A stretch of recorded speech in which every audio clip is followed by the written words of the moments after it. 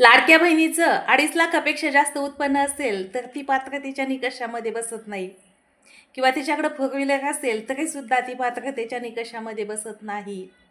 माझं सुद्धा असं म्हणणं आहे, ज्या आमदाराकडं खासदाराकडं फोर व्हीलर असेल, ज्याचं 2.5 लाखापेक्षा जास्त उत्पन्न असेल, त्याने आपली पगार उचलू नये, त्याने आपली पेन्शन घेऊ नये.